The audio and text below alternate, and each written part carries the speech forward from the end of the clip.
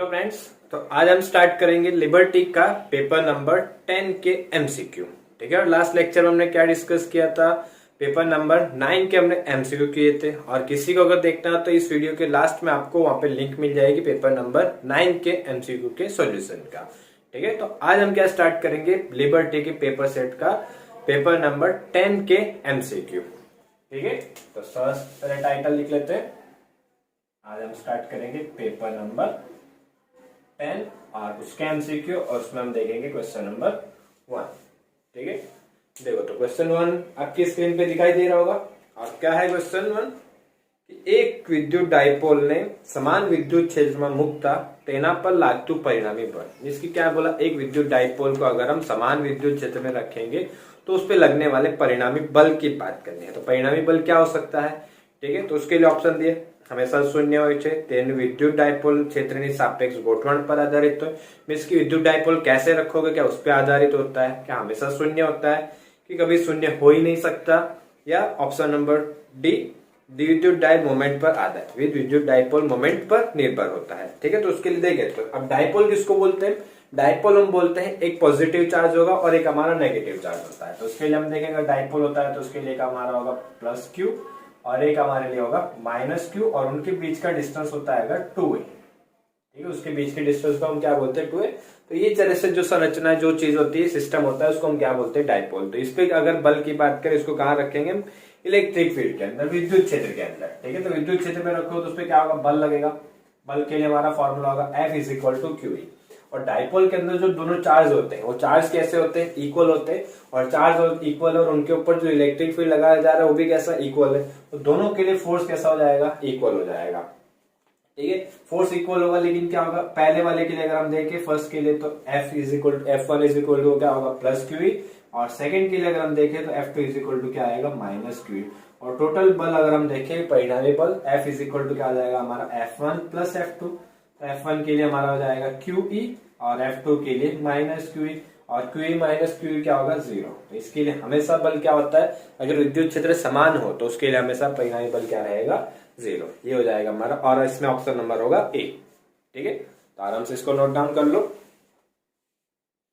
हाँ देखो, इसी के साथ यहाँ पे हम सेकंड क्वेश्चन भी देख लेते हैं। हाँ देखो, सेकंड क्वेश्चन स्क्रीन पे दिख रहा है। क्या बोला, HCl अणु ने विद्युत डाइपोल मोमेंट।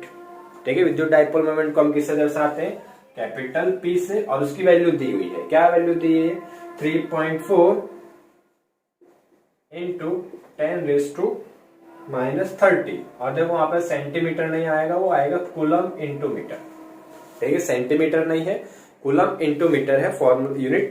और આ અણુના બંને પરમાણુ પર સમાન મૂલ્યના વિદ્યુત વિદ્યુતભારો છે તેમ કલ્પીએ તો વિદ્યુત ભારનું મૂલ્ય હશે અને બે પરમાણુ વચ્ચેનો અંતર। मतलब HCl के अंदर हम देखें तो HCl हमारा किससे बना होता है, HCl की अगर हम बात करें, थोड़ा अगर केमिस्ट्री में हम जाए तो केमिस्ट्री में अगर हम जाते हैं तो किससे बना होता है H+ और Cl-। इसके एक पॉजिटिव होगा एक नेगेटिव होगा, और पॉजिटिव नेगेटिव अभी हमने देखा तो उसी को क्या बोलते हैं, डाइपोल बोलते हैं। ठीक है, द्विध्रुव बोल सकते हो। ठीक है, तो उसी के लिए बोला तो उसके अंदर क्या दिया, P दिया हुआ है, और दोनों के बीच की दूरी, मतलब डिस्टेंस दूरी दिया हुआ है कितना 2a, और 2a की वैल्यू तुम्हें दी है। देखो 2a की वैल्यू वहां पे दी है 1 एंगस्ट्रॉम, और एंगस्ट्रॉम का मतलब होता है 1 × 10⁻⁻10 मीटर। ठीक है, और क्या निकालने के लिए बोला हुआ है, चार्ज Q, आवेश ज्ञात करने के लिए बोला हुआ है। ठीक है, तो इसके लिए अगर हम फॉर्मूला देखें तो डाइपोल मोमेंट के लिए हमारा फॉर्मूला होता है Q × 2a। अब देखो 2a मतलब आधा आधा नहीं होगा, 2a मतलब टोटल डिस्टेंस है, टोटल दूरी होगी। ठीक है, तो अगर यहाँ पे देखें तो हमें क्या निकालने के लिए बोला है, विद्युत भार निकालने के लिए, आवेश निकालने के लिए बोला है। आवेश मतलब Q को करता करोगे तो Q = क्या आ जाएगा, 2a मल्टीप्लाई में तो कहाँ जाएगा, डिवाइड में, तो क्या आएगा P/2a। ठीक है, तो P दिया हुआ है, P हमें कितना है 3.4 × 10⁻⁻30 डिवाइड बाय 2a। 2a की वैल्यू कितनी आ जाएगी, 1 × 10⁻⁻10। अब देखो 1 से डिवाइड करो तो कोई फर्क पड़ने वाला नहीं है, लेकिन -10 अगर ऊपर जाएगा, तो क्या हो जाएगा +10, और -30 + 10, तो तुम्हारा हमारा फाइनल आंसर होगा 3.4 × 10⁻20 कूलम। ठीक है, और ये हमारा ऑप्शन नंबर होगा बी। ठीक है, ऑप्शन होगा बी, और इसमें ऑप्शन रहेगा हमारा ए। ठीक है, तो तो देखो इसका स्क्रीनशॉट ले लो आराम से और फिर आराम से नोट डाउन कर लेना।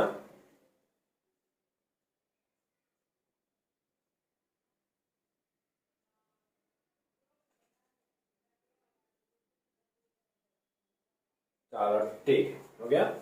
देखो तो इसके बाद अगर हम देखें नेक्स्ट क्वेश्चन नंबर 3, ठीक है। स्क्रीनशॉट लेने के लिए देखो वीडियो को आप पॉज करके भी ले सकते हो। देखो तो नेक्स्ट है क्वेश्चन 3 स्क्रीन पे दिख रहा है। कुदरत में कोई पण तंत्र पर विद्युत भारों मूल्य हमेशा, मीन्स की कोई भी सिस्टम होगा, कैसा भी सिस्टम है, कोई भी निकाय है, कोई भी चीज है, तो उसके ऊपर जो कुल विद्युत भार होगा, कुल आवेश जो होगा वो क्या होता है, उसके लिए ऑप्शन दिया। तो क्या हमेशा शून्य होता है? जरूरी नहीं है, पॉजिटिव भी हो सकता है, नेगेटिव भी हो सकता है, कुछ भी हो सकता है, जीरो हो ऐसा जरूरी नहीं है। फिर मूल विद्युत भार ना पूर्ण गुणांक में હોય છે। पूर्ण गुणांक मतलब 1e। देखो मूल विद्युत भार मतलब मूल आवेश, मूल आवेश को हम किससे दर्शाते हैं? ई से। ठीक है, क्वेश्चन नंबर 3 मूल आवेश मतलब ई। ई की वैल्यू क्या होती है? 1.6 इंटू 10⁻⁻19। और आवेश की अगर हम बात करें तो आवेश के लिए हमारा फॉर्मूला होता है, विद्युत भार के लिए हमारा एक फॉर्मूला होता है Q is equal to NE। ठीक है, n मतलब क्या होता है? यहाँ पे n मतलब होती है पूर्णांक संख्या और e मतलब क्या होता है? आवेश विद्युत भार। जैसे एक इलेक्ट्रॉन के लिए अगर हमें दर्शाना हो तो एक इलेक्ट्रॉन के लिए हम क्या लिखेंगे? Q is equal to E। 2 electron के लिए अगर हमें लिखना हो तो क्या आएगा? 2E। 2 इलेक्ट्रॉन के लिए हो तो -E और प्रोटॉन के लिए लिखना हो तो क्या आ सकता है तुम्हारा? E। और 2 प्रोटॉन के लिए तो +2E, 3 प्रोटॉन के लिए तो +3। ठीक है, और हमेशा पूर्णांक संख्या होगी, मीन्स की 1 2 3 इसी तरह से होगा। कभी भी तुम्हारा 1.5 1.1 1.2 ऐसा नहीं हो सकता है। क्यों? क्योंकि एक इलेक्ट्रॉन होगा या फिर 2 इलेक्ट्रॉन होंगे, बीच में कोई भी आधा 1.5 इलेक्ट्रॉन ऐसा पॉसिबल नहीं है। ठीक है, और दूसरा अगर हम देखें तो एक चीज हमने पढ़ी एटॉम के बारे में, परमाणु के बारे में, कि सबसे दुनिया में सबसे छोटा कण और उसको तुम क्या कर सकते हो? और टुकड़े नहीं कर सकते। जब उसके टुकड़े संभव नहीं है तो उसके अंदर ही लाखों छोटे भाग होते हैं, तो इसका तुम और टुकड़ा इलेक्ट्रॉन के हम 2 भाग कर सकते हैं, ऐसा संभव पॉसिबल नहीं है। तो इसके एक इलेक्ट्रॉन होगा या फिर 2 इलेक्ट्रॉन, एक प्रोटॉन होगा या फिर 2 प्रोटॉन, तो वैल्यू क्या आएगी तुम्हारी? Q is equal to NE और N हमेशा तुम्हारा कैसा होगा? पूर्णांक। तो इसके लिए अगर ऑप्शन देखेंगे तो हमारा ऑप्शन नंबर रहेगा बी। और बाकी कोई भी होगा नहीं। मूल विद्युत भार ना वर्ग जेटलू स्क्वायर के जितना होता है नहीं। मूल विद्युत भार ना अर्ध पूर्णांक गुणांक इसकी आधा इलेक्ट्रॉन पौना इलेक्ट्रॉन ऐसा कभी संभव नहीं है। तो इसके लिए ऑप्शन नंबर होगा बी। ठीक है, और नेक्स्ट अगर हम देखें क्वेश्चन नंबर 4, देखो तो क्वेश्चन नंबर 4 में क्या बोला हुआ है? 8000 वोल्ट स्थितिमान धरावता 1 सेंटीमीटर त्रिज्या वाला गोळानी सपाटीनी नजीक ऊर्जा घनता, मीन्स की क्या निकालना है? ऊर्जा घनता निकालना। और क्या दिया हुआ? विद्युत स्थितिमान, मीन्स V की वैल्यू दी है कितनी है? 8000 वोल्ट। और क्या दी है? त्रिज्या दी है, तो त्रिज्या R बराबर 1 सेंटीमीटर। और सेंटीमीटर को देखो अगर तुम मीटर में बदलोगे तो मीटर के लिए क्या आएगा? 1 इंटू 10⁻⁻2 मीटर। ठीक है, और क्या निकालने के लिए बोला है? ऊर्जा घनता। देखो अगर सिर्फ ऊर्जा बोला होता, ठीक है, ऊर्जा चीज अलग होती है और ऊर्जा घनता अलग होता है। ऊर्जा घनता मतलब वॉल्यूम से डिवाइड करने के बाद, मतलब क्या होता है? Small u। ठीक है, और सिर्फ अगर ऊर्जा बोला होता तो उसके लिए फॉर्मूला होता हमारा कैपिटल U। ठीक है, तो उन्होंने क्या बोला हुआ है? ऊर्जा घनता बोला है स्मॉल u। तो स्मॉल u के लिए अगर हम देखें, ठीक है, तो स्मॉल u के लिए हमारा फॉर्मूला होता है half epsilon not into E square. क्या क्या होता है? Half epsilon not into E square. ठीक है, और अगर यही मान लो सिर्फ ऊर्जा पूछा तो इंटू हम क्या करते? आयतन वॉल्यूम भी करते, वी भी करते, बट सिर्फ उन्होंने ऊर्जा घनता पूछा हुआ है। ठीक है, तो चलो देखो, बट अब हमें क्वेश्चन में एप्सिलॉन नॉट तो हमें पता है नियतांक कांस्टेंट होता है, तो उसकी वैल्यू होती है 8.85 इंटू 10⁻⁻12, बट वो तो कांस्टेंट है। और ई मतलब विद्युत क्षेत्र, वो क्वेश्चन में कहीं दिया हुआ नहीं है। लेकिन विद्युत क्षेत्र और विभव के लिए, वी के लिए हमारे पास एक इक्वेशन होता है। ठीक है, वो क्या होता है? V इज इक्वल टू हमारा फॉर्मूला होता है E इंटू डी, इसकी डिस्टेंस दूरी। ठीक है, तो E के लिए हमारा यहाँ पे फॉर्मूला क्या आ जाएगा? V upon D. ठीक है, V भी दिया है और R मतलब डिस्टेंस बोल लो, दूरी बोल लो, त्रिज्या बोल लो। ठीक है, V इंटू R लिख सकते हो। यहां से हमें देखो V दिया, R दिया, तो E की जगह पे हम क्या लिख सकते हैं? V upon R। तो अब हमारे लिए U का फॉर्मूला आ जाएगा half epsilon not into V upon R का स्क्वायर।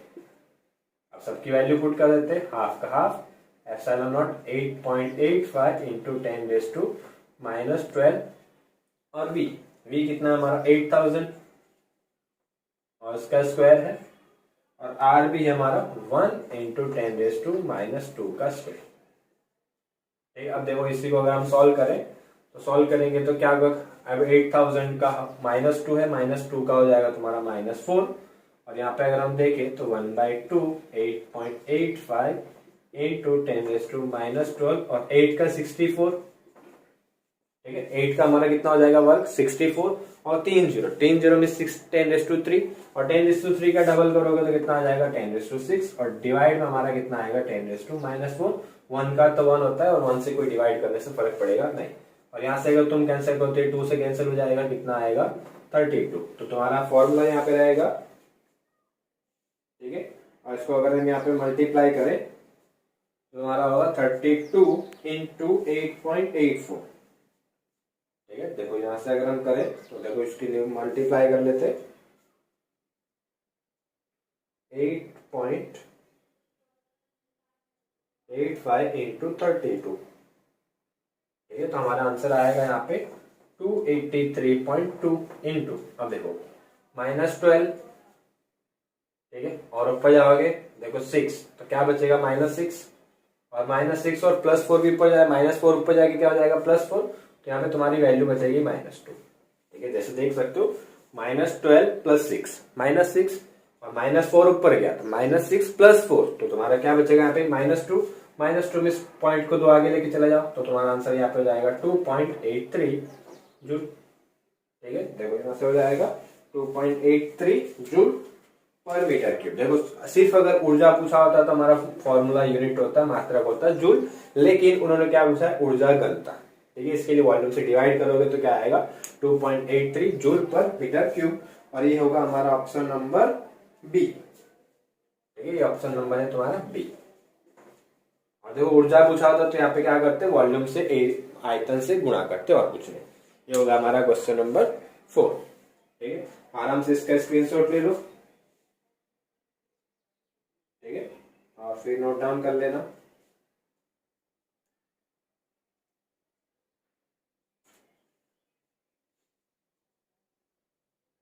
चलो हो गया होगा।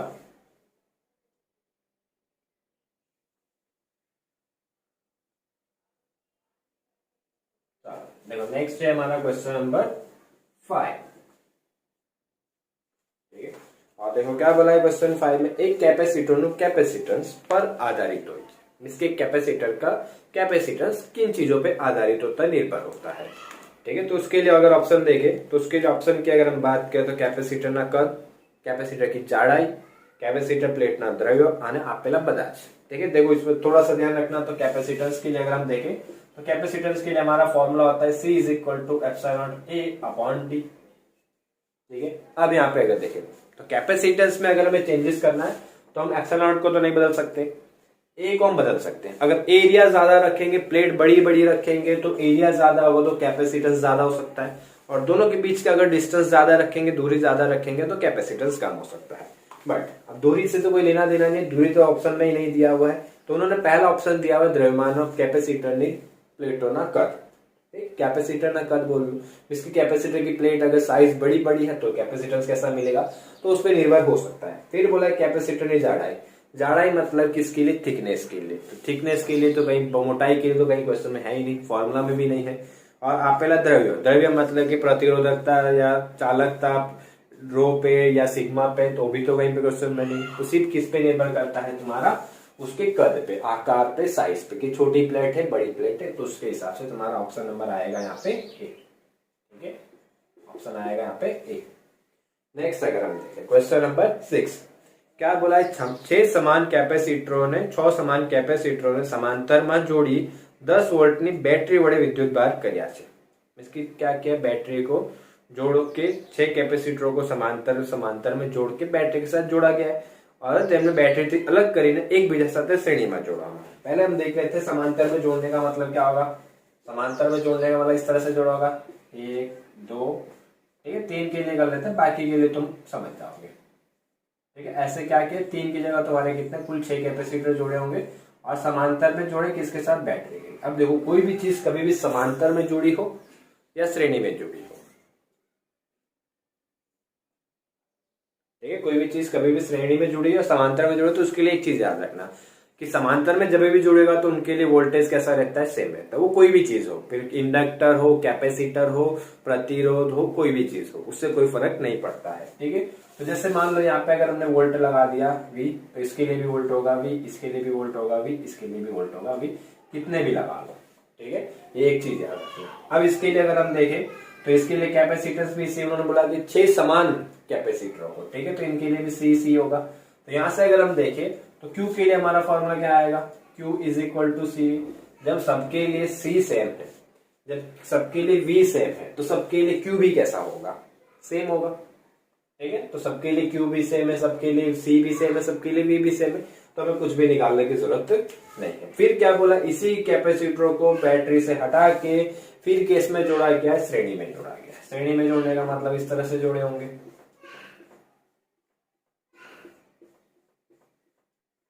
1 2 3 सी। ठीक है, ये हो गए तुम्हारे किसके अंदर, श्रेणी के अंदर। अब बैटरी से हटा दिया गया है।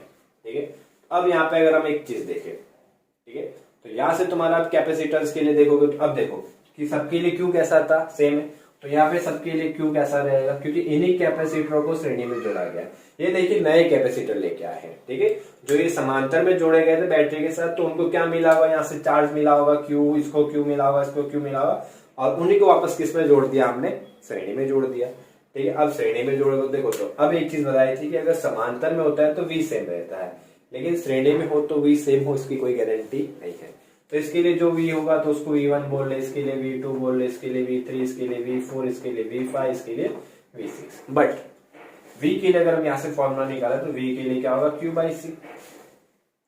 Q is equal to C V, तो V इज इक्वल टू क्या हो जाएगा हमें, क्योंकि V निकालना है क्वेश्चन में, लास्ट में V उन्होंने पूछा हुआ है। ठीक है, तो V के लिए हमारा फॉर्मूला होगा क्या, Q बाई सी। तो सबके लिए Q सेम है, सबके लिए C भी सेम है, तो एक के लिए हमारा Q बाई सी होता है। तो टोटल 6 कैपेसिटरों के लिए हमारा V कितना हो जाएगा, 6 Q बाई सी। ठीक है, 6 के लिए क्या हो जाएगा, Q बाई सी। ठीक है, यहां से आप चीज याद रखना। देखो अब इसी के लिए थोड़ा एक बता देते, अगर मान लो 6 की जगह होते 10 तो क्या आ जाता है, 10 Q बाई सी। ये मान लो अगर n दे दे, मान ना दे, अगर तुम्हें वो सिर्फ डायरेक्टली बोल दे कि n चीजों को, n कैपेसिटरों को अगर हम समांतर से श्रेणी में जोड़ दे तो क्या आ जाएगा, n upon n into Q by C. और यहां से हम देख सकते हैं, ठीक है, ये हमारा क्या हो जाएगा नया, तो इसको V डेस बोल देते हो। यहाँ से V के लिए फॉर्मूला क्या आ जाएगा, Q बाई सी, और V ऑलरेडी हमें क्वेश्चन में दिया हुआ था कि V is equal to Q by C, और V की वैल्यू कितनी थी, 10। तो Q बाई सी की जगह पे हम V रख सकते हैं, तो हमारे लिए फॉर्मूला आएगा V डेस is equal to Q by C V, और V क्वेश्चन में दिया था कितना था, 10। तो यहाँ पे फाइनल हमारा कितना आएगा, 60 वोल्ट। ठीक है, इसके लिए फॉर्मूला ये शॉर्ट में याद रख सकते हो, NV। ठीक है, V डेस के लिए याद रखना हो तो NV, और ये हो जाएगा तुम्हारे नंबर ऑफ कैपेसिटर। बस ये एक चीज याद रख सकते हो एमसीक्यू के लिए, बाकी हर बार सॉल्व करने की जरूरत नहीं है। ठीक है, n की वैल्यू रख दो और V दिया होगा क्वेश्चन में तो डायरेक्टली आ जाएगा। ठीक है, तो ये क्वेश्चन नंबर हमारा हो गया 6, और इसमें ऑप्शन नंबर होगा तुम्हारा C। ठीक है, तो इसको भी फटाफट एक बार स्क्रीनशॉट ले ले, या वीडियो को पॉज करके आप नोट डाउन कर सकते हो।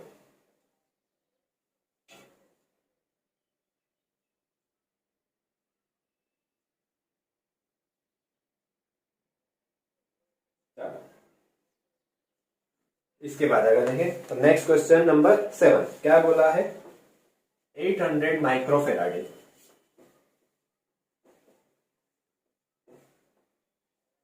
800 માઇક્રોફેરાડે ના કેપેસિટર પર 8 × 10⁻18 કુલમ્બનો વિદ્યુતભાર મૂકવા કરવું પડતું कार्य। निष्कार्य बोला। अब देखो हमने आगे भी बहुत बार देखा है, कार्य बोले, ऊर्जा बोले, गतिज ऊर्जा बोले, स्थितिज ऊर्जा बोले, कोई फर्क नहीं पड़ता है। हम ऊर्जा निकाल ले तो किसके बराबर हो जाता है, कार्य के बराबर हो जाता है। ठीक है, तो हम इसके लिए कैपेसिटर में ऊर्जा निकाल लेते, तो कैपेसिटर की ऊर्जा के लिए एक तो हमारा फॉर्मूला होता है U = ½ CV²। अगर क्वेश्चन में C और V दिया होता तो हम फॉर्मूला यूज कर सकते हैं U = ½ CV²। अगर मान लो क्वेश्चन में दिया होता है तुम्हें Q और V, तो हम ½ QV का भी उपयोग कर सकते हैं। और लेकिन अगर क्वेश्चन में दिया हो तुम्हें Q और C, तो उसके लिए फॉर्मूला हो जाएगा Q²/2C। ठीक है, और ऊर्जा को हम क्या लिख सकते हैं, कार्य लिख सकते हैं। तो देखो, तो तुम्हें क्वेश्चन में Q दिया हुआ है, Q कितना है हमारा क्वेश्चन में, Q की वैल्यू दी हुई तुम्हें, देखो 8 × 10⁻18 कूलम, और C की वैल्यू दी है, C कितना है तुम्हारा 800 माइक्रोफेराड है, तो माइक्रो के लिए कितना आ जाएगा 10⁻⁻6 फैराड है। दोनों दिया हुआ है क्यू और सी, तो दोनों की वैल्यू पुट कर देते हैं। U is equal to Q square, तो क्यू की जगह पे तुम्हारा आ जाएगा 8 इंटू 10⁻18 का स्क्वायर डिवाइड बाय 2c, 2 का 2 और c की जगह पे आ जाएगा 800 इंटू 10⁻6। चलो स्क्वायर कर देते हैं, स्क्वायर करोगे तो हो जाएगा 64 और -18 का डबल। ठीक है, स्क्वायर करने का मतलब होता है कि जो पावर में होता है उसको डबल कर देंगे। ठीक है, तो ये हो जाएगा -36 और डिवाइड में अगर देखें तो 2, 8 और डबल जीरो देखो इसमें लगा दोगे तो ये तुम्हारा हो जाएगा 10⁻⁻4। अब यहाँ से 8 से 8 जाएगा, 8 8 जाए 64 और 2 से और कट करोगे तो ये आ जाएगा 4। तो u के लिए हमारा या w के लिए हमारा वैल्यू आ जाएगा 4 और -4 ऊपर जाएगा, -36 + 4, तो तुम्हारा आंसर हो जाएगा -32 जूल। ये हो जाएगा हमारा क्वेश्चन नंबर 7।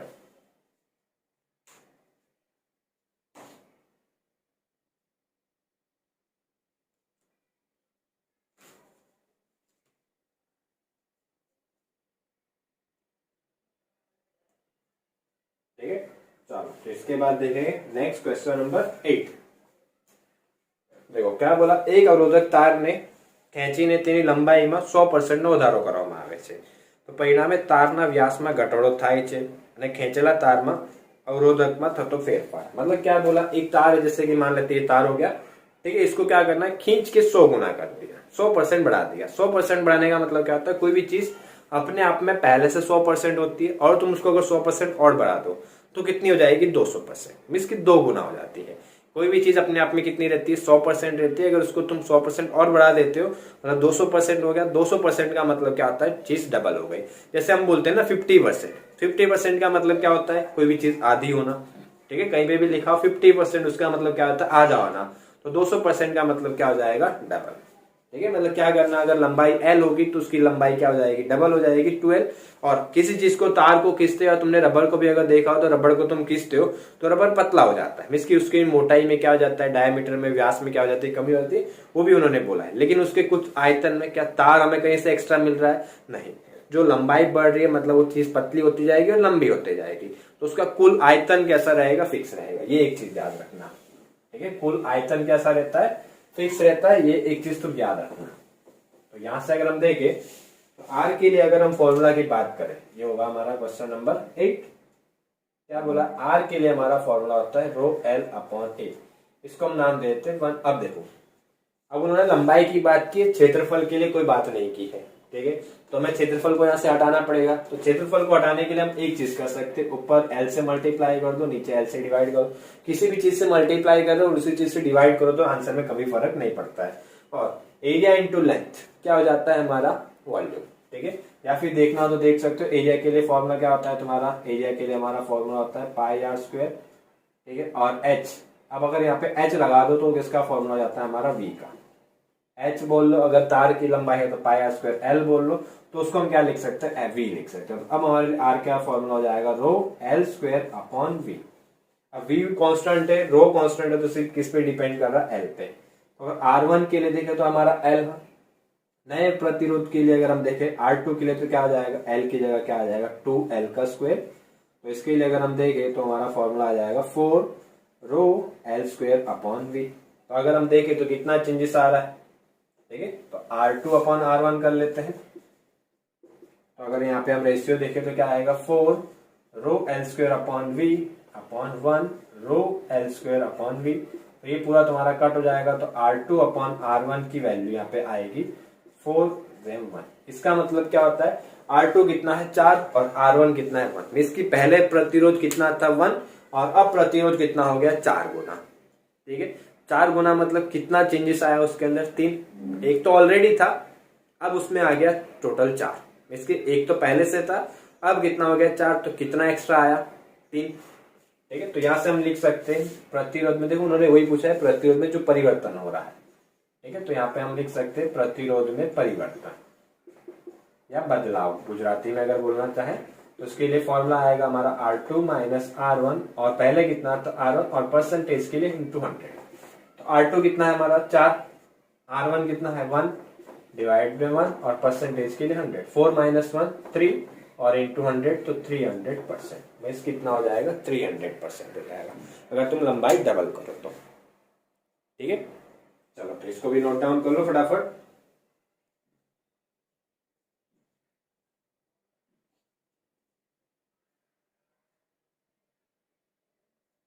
होगा हमारा क्वेश्चन नंबर 8।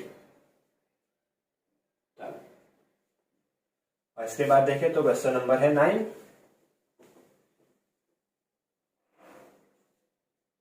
और क्वेश्चन नंबर 9 में देखो, क्वेश्चन नंबर 9 की अगर हम बात करें, क्वेश्चन नंबर 9 में बोला जो विद्युत बल्ब માંથી વહેતો પ્રવાહ 1% વધારવામાં આવે તો બલ્બના પાવરમાં શું ફેરફાર થશે। और देखो वहां पे लिखा है बल्ब નો फिलामेंट अवरोध अचल था, इसकी उसकी प्रतिरोध में कोई भी चेंजेस नहीं हो रहा है, सिर्फ क्या कर रहे हैं धारा में प्रवाह में करंट को क्या करना 1% बढ़ा दोगे तो 1% बढ़ाओगे तो उसकी वजह से पावर में क्या चेंजेस होगा। ठीक है, और आई के लिए अब देखो तो पावर के लिए अगर हम बात करें तो पावर के लिए हमारा एक फॉर्मूला आता है V इंटू आई।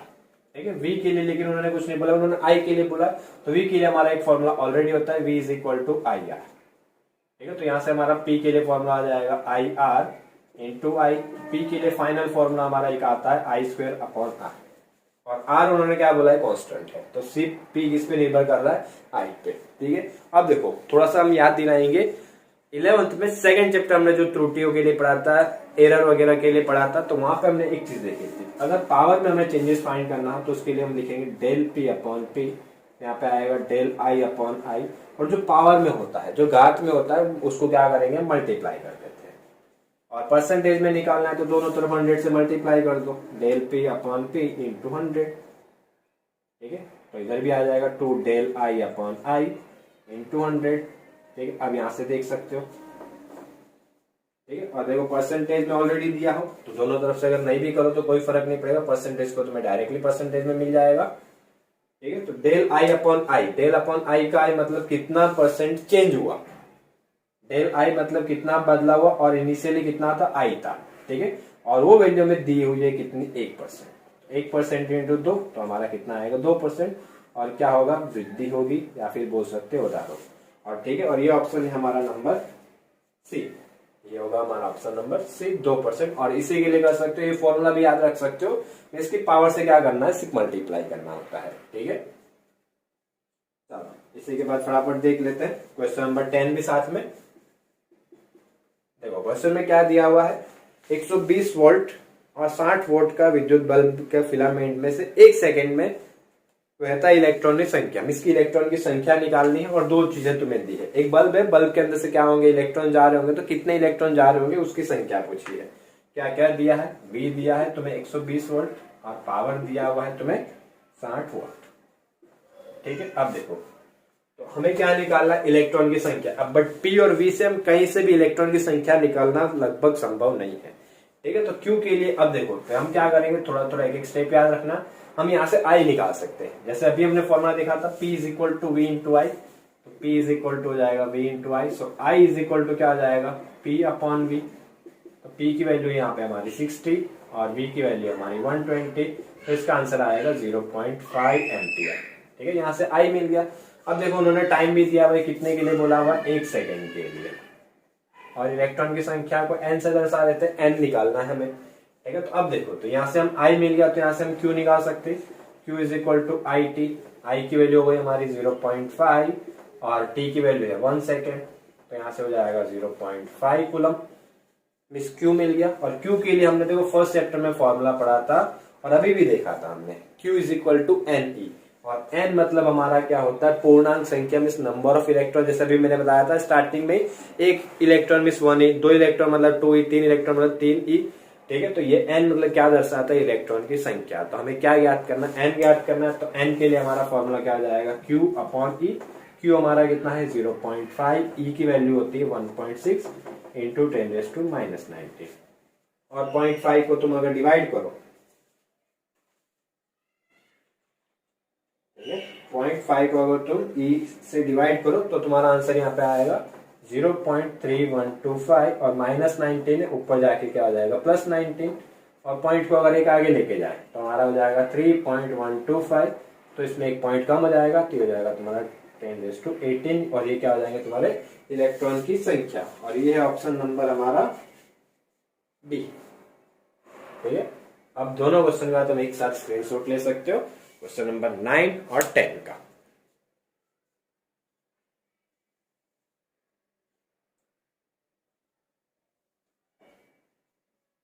चलो हो गया। अब देखो इसी के बाद नेक्स्ट क्वेश्चन है तुम्हारा क्वेश्चन नंबर 11।